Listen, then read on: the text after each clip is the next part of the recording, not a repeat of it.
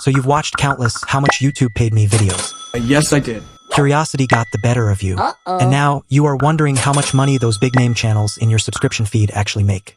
You dive down the rabbit hole and finally end up on Social Blade. It looks like the holy grail of free analytics. But when it comes to actual money from YouTube ad revenue, these numbers on here are total BS. No way. Shocking? But guess what? For many of you, that might actually be a good thing. Stick around and I'll tell you why. Now, if you have clicked on this video, chances are that you are either an aspiring YouTuber trying to lock down your niche or a beginner going through the early stage struggles on YouTube. Or you may even be one of those tech geeks who just wants to take a peek under the hood and see what keeps the YouTube AdSense ticking to keep those dollar bills coming. Either way, I've got you covered. Hello, I am Jamie, your go-to YouTube buddy, and today we are going to scientifically dismantle YouTube's money-making engine.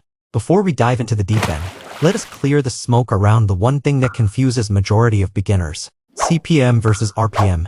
CPM, or cost per mil, is the total amount advertisers pay YouTube per 1,000 ads displayed.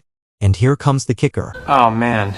Roughly 45% of that CPM money goes straight into YouTube's pocket. And what is left for you that is called RPM, or revenue per mil, which is the money that your video gets per 1,000 views.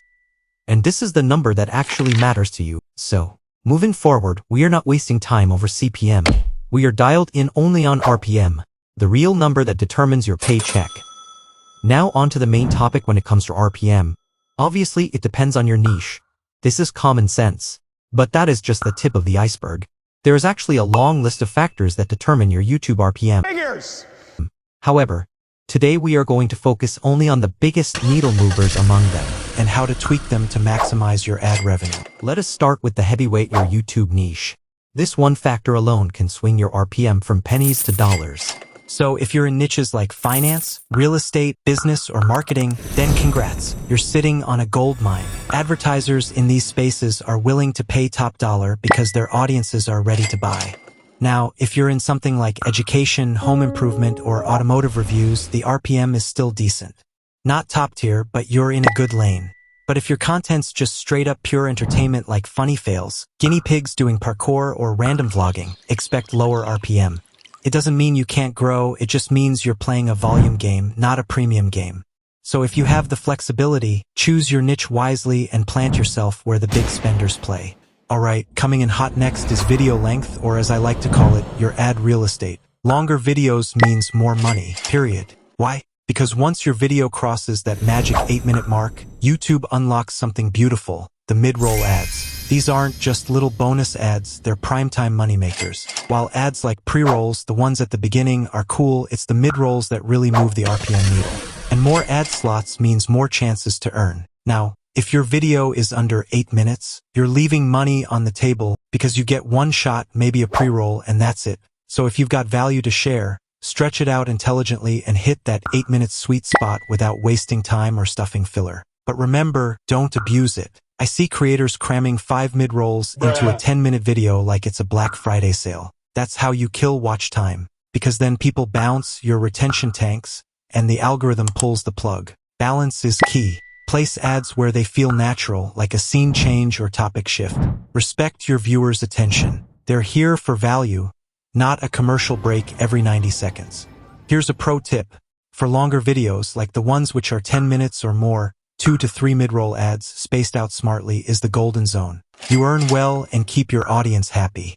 A win-win situation. Next up, let's talk about something that doesn't get enough credit. Where your viewers are watching from, aka their geographic location. Not all views are created equal. 1,000 views from the US? That could earn you $8. 1,000 from Philippines? More like 80 cents. Brutal? Yes, but that's the game. It's not about the people, it's about advertisers' wallets. Here's how it works. Advertisers in high-income countries like the US, UK, Canada, Australia, and Germany have bigger budgets and stronger buying audiences. So naturally, they pay top dollar to run ads there. That means higher RPM for you if your content reaches those viewers. So what can you do? Well, if it makes sense for your niche, consider tailoring your content to a higher RPM audience. English voiceover, Western pop culture references, subtitles for global reach, these small tweaks can help your content resonate in the money zones. Target smarter, not just wider. Now here is a list of countries with average RPM of more than $2.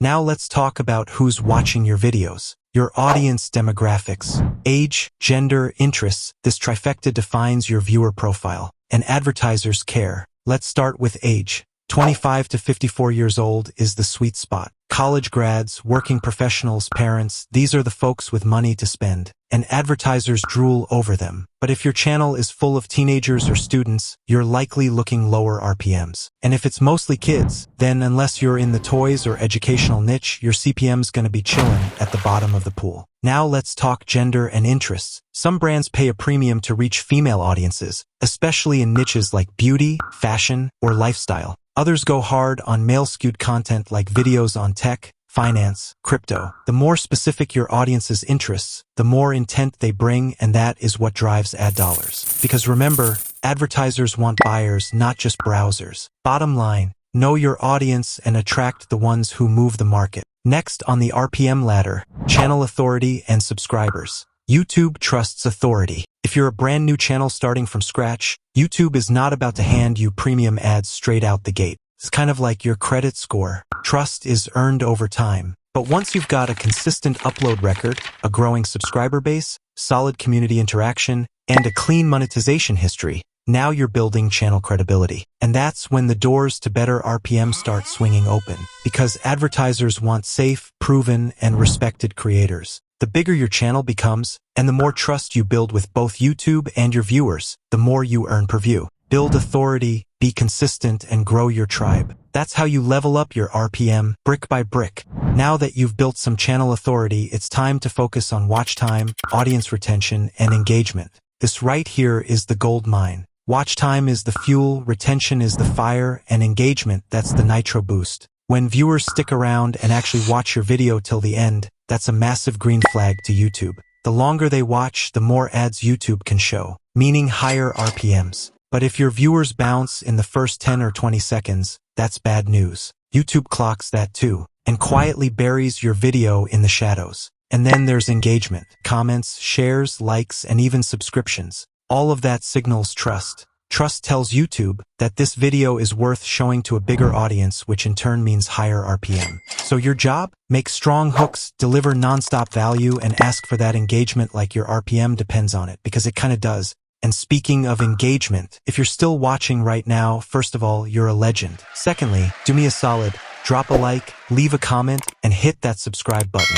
It may seem small, but it seriously means the world to me, and it helps this channel reach more awesome creators like you. Now let's keep this momentum rolling. Now let's talk about something that quietly boosts your RPM behind the scenes. Content quality and production value. This one's simple but powerful. Clean visuals, crisp audio, and tight editing. You don't need Hollywood gear, but let's be real. If your video looks like it was shot on a toaster and sounds like a windy phone call from Mars, advertisers will stay far away. Premium brands don't want to see their luxury watch or tech ad popping up next to pixelated chaos. They want professional, polished content. And when your channel looks clean and sounds sharp, you're rolling out the red carpet for better paying ads. So do yourself a favor, invest in a good mic, use decent lighting, and keep your edits smooth and structure your videos like binge-worthy series. Because when your content looks valuable, YouTube treats it like it is.